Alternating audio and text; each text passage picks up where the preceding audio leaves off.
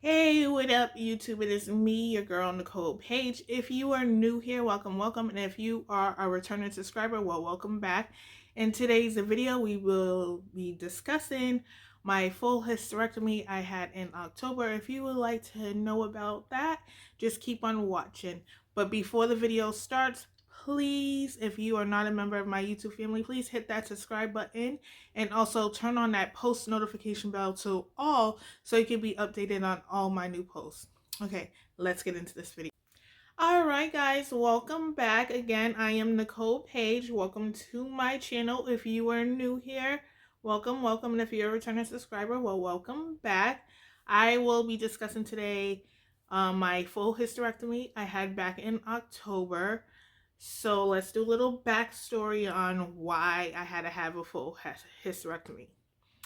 I had to have a full hysterectomy because I I'm not no more, severely anemic, and I was anemic due to my periods. My periods were extremely heavy, and TMI, when I say they were heavy, they were heavy. Like, I was gushing out blood, like I was hemorrhaging every single month. So I had to get iron infusions like all the time, but the iron infusions wouldn't sustain me because every time I would have my cycle, I would lose an enormous amount of blood. And when I say enormous amount, I used to have to wear an adult diaper, two overnight diaper. An overnight diaper, adult diaper, excuse me. I would have to wear an adult diaper, two overnight pads, plus period underwear, all on at the same time to hold me, and still that wouldn't hold me.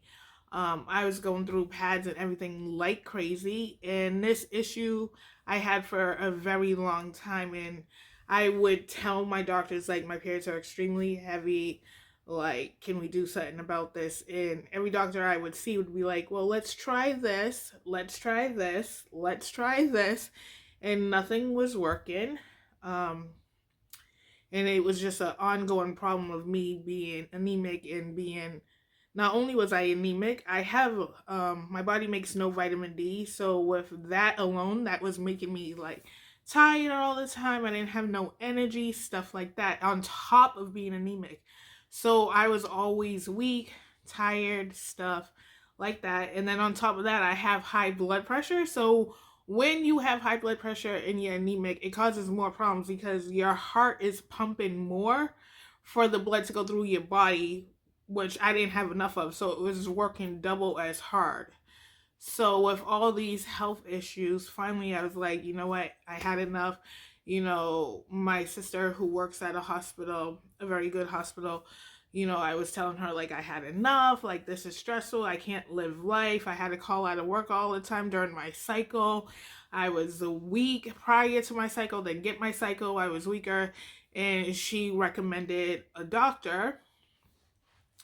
So I made an appointment with that doctor. In the first appointment, like, I was saying all my issues, and she was like, well, you tried this, birth control didn't work, you tried this, let's recommend like surgery, like a full hysterectomy.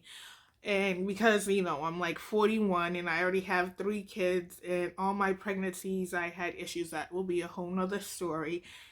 We both decided like the full hysterectomy will be my best option.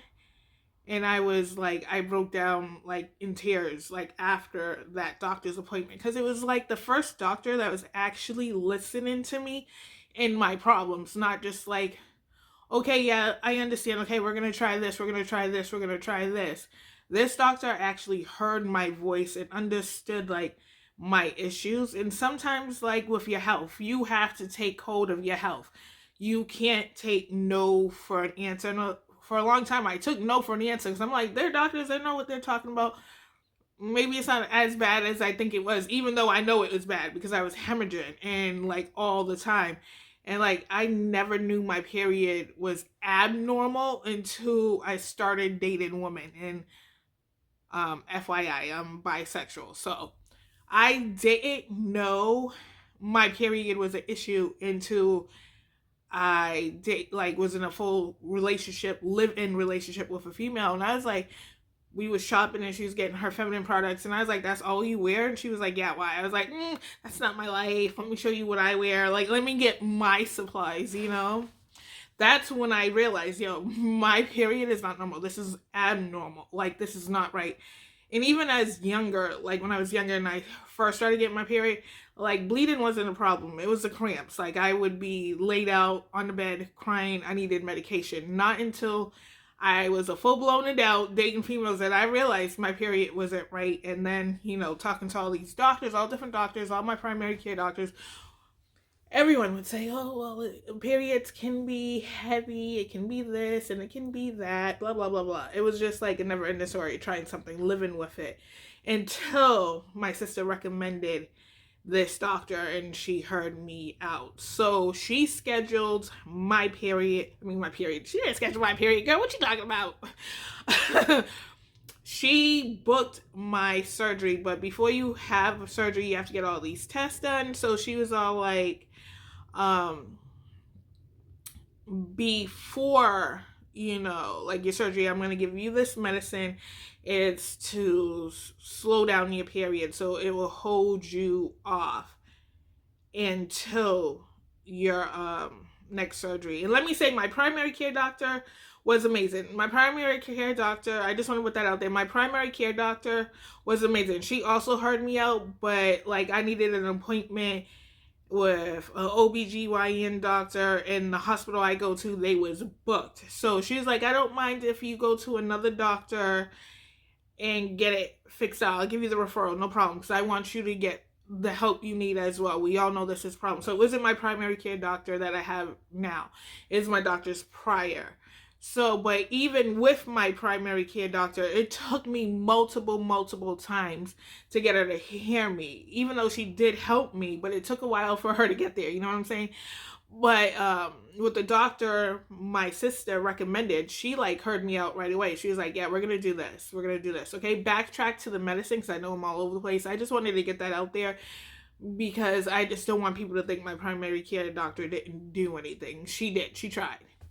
So back to the medicine. The medicine was to slow down my period until I get my surgery, because there was other people ahead of me with worse problems than me. So she gave me that medicine, and then I got the call or the message that I'd get my surgery like right away. It was like the following week, and I was so amped up for that. Like I was so excited. I was like, yes, I'm getting my surgery. Christmas will be great. All that stuff. Everything will be great. The holidays will be amazing. I don't have to worry about anything. But then, dun dun dun, I didn't get a certain, my doctor assumed, she didn't assume, she thought that I had a certain test, a biopsy, before, the day of she did my appointment. She thought we did the biopsy, but I didn't get the biopsy that day because I was having stomach issues. And when I say stomach issues, they were bad. Like I don't want nobody up in me checking me when I have stomach issues. I don't want to go boo-boo on you by an accident because you up there pushing on things you shouldn't be pushing on, and I let out a little baby boo-boo on you. No, that's what we was not doing. We was not doing boo-boo. So yeah, so we had scheduled that day for me to do it, to book it for another time.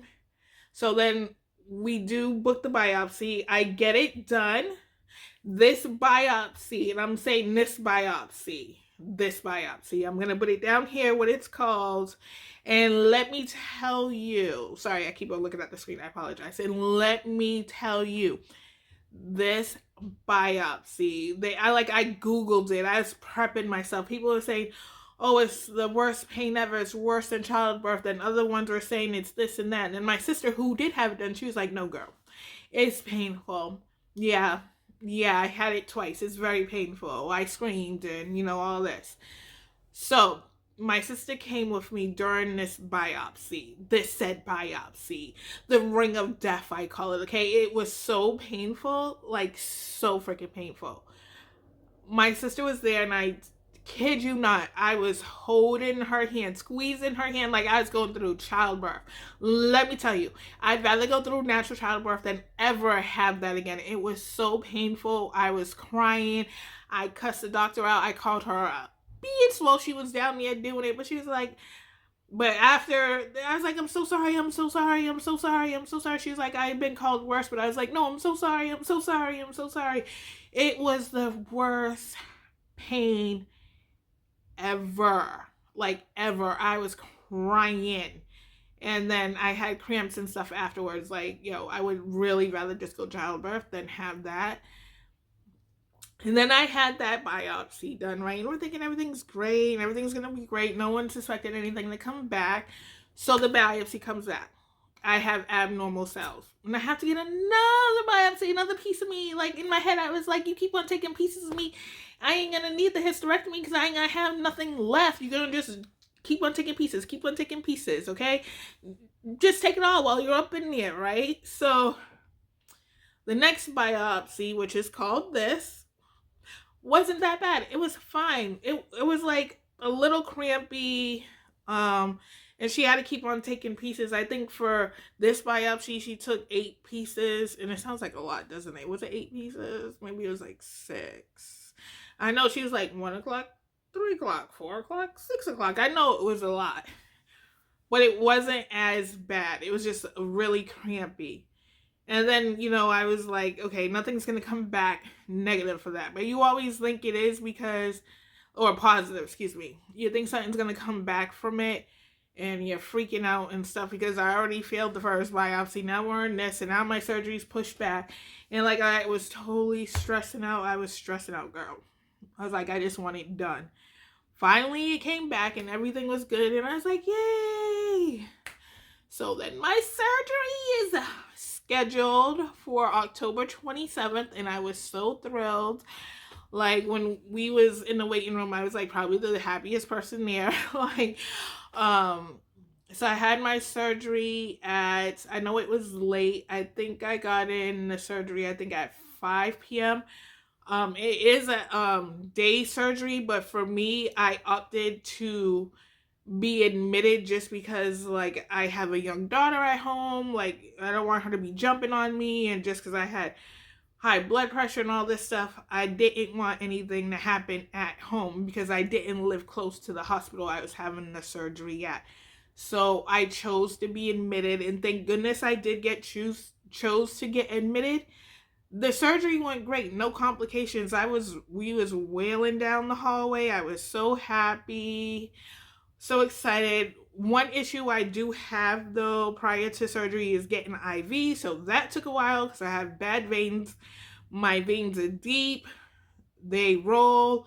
And if a vein is supposed to go this way, it's going that way. If a vein is supposed to go this way, my vein's going that way. So I've always had trouble with that. So that was a little issue. But the surgery went great and everything went well. After surgery is where the complications came in. My heart was not happy. It was in tachycardia, and tachycardia means is your heart is beating faster than it should. So that was the issue after surgery.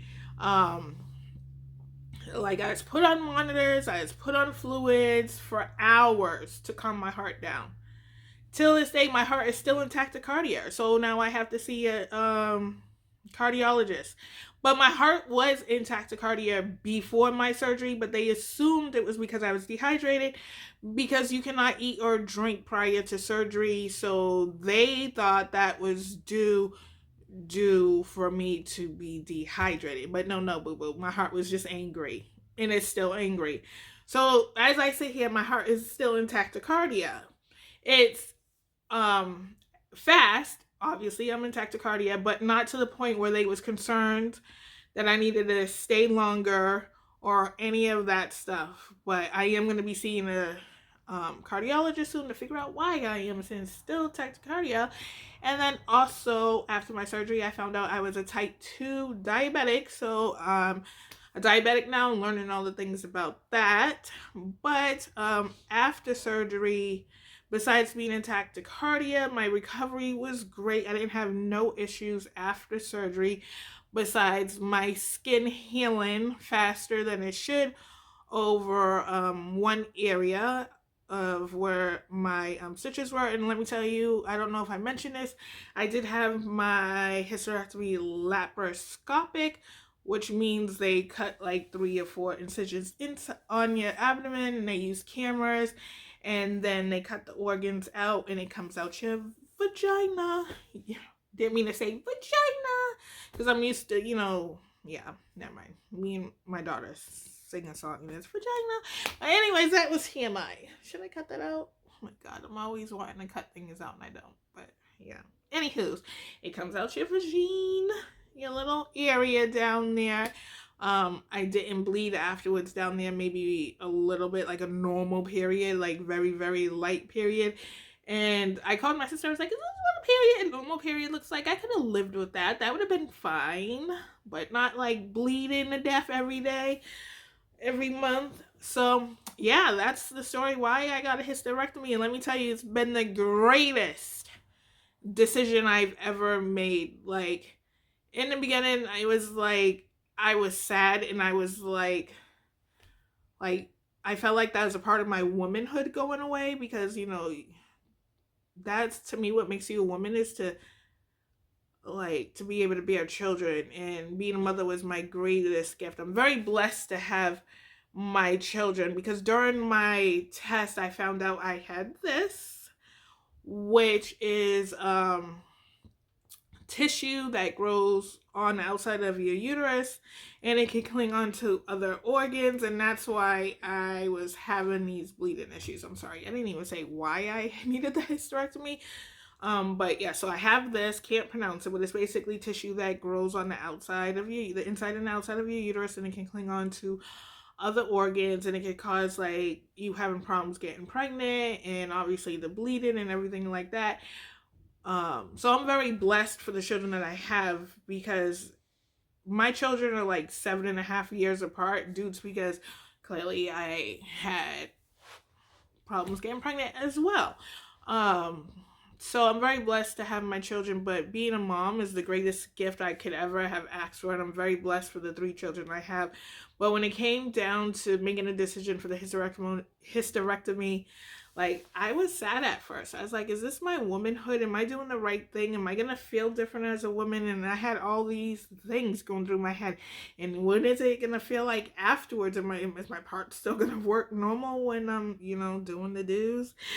But it's been the greatest decision I made, and I realized that I'm a woman regardless, with my uterus or not. I'm still the woman I'm meant to be. I'm a mom. I'm very blessed with the 3 children I have, and I couldn't be any happier with the decision I made. And I'm so glad that this doctor heard me out and that I spoke. Like, I really told them, like, no, this is what we're doing.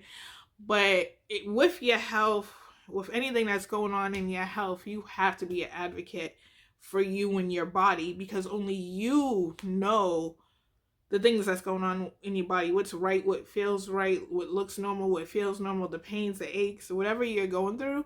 You do got to advocate for yourself, because there's some doctors out here that just want to get you 15 minutes in that room, check you up real quick, get you out the door, and get the next patient in. They're not really there to hear what is going on with you. They don't have the greatest bedside manner, but you do have to advocate for yourself. Don't never take no for an answer. Don't ever take the first suggestion. Always do your research. Always get second opinions. And I'm glad I did, because I haven't been this happy and energized ever. Like, when I tell you my energy is up, like I am up. Like, I just want to do things. I'm go, go, go, go. Where before I just want to stay in the bed. Like, getting to work was so difficult for me, and like I would get so drained so fast because of the low iron and the no making vitamin D, and it was just too much for my body to handle, and my heart couldn't take it anymore. But it's been the best decision ever, and my iron is still, it's at a 10, which is good. Not the greatest, but it's better, and I learned it will take time for my body to make its own iron now and get it flowing to know, yes, girl, you got your own blood, you can keep it, it's not going nowhere. But yeah, that's my story on my hysterectomy and my hysterectomy journey. I would post pictures of like the wounds. I think I have photos of that. I did do some videos on the other app, other social media, the day of my surgery, me prepping for my surgery, and a little video of me recovering in the hospital, just discussing about my complications. And I'm still here. God wasn't ready for me to go, and I'm not ready to go neither. Yeah, so if you have any questions about my surgery or anything like that, just drop it down below. And if you're going for a hysterectomy, if that's what you have chose for yourself, you and your doctor, you got this, girl, and you will heal beautifully, and you made the right decision, and no worries. You're beautiful and you got this. So if you enjoyed this video and like to see more videos like this, hit that subscribe button and also hit that post notification bell to all, so you can be updated every time I drop a post or a video or game nights. We're going to be doing that soon. And also about the bags in the background. A few of you had comments about you love my bags in the background and that I should do a haul. I do have that plan. These are some of my newer ones right here. And then I got some all the way. This is a tall shelf, so I got them on every shelf. And these are just the newer ones I got in the video that I showed a while ago. Just scroll down and you can see me as shop with me.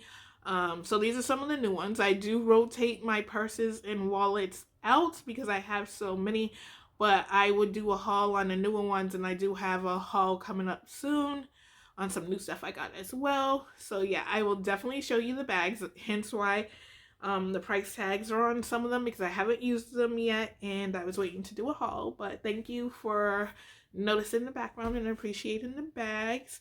So I will see you guys in the next one. I love you guys so much, and remember, you got this. You're beautiful. Stay strong and be true to you. I love you guys. Bye.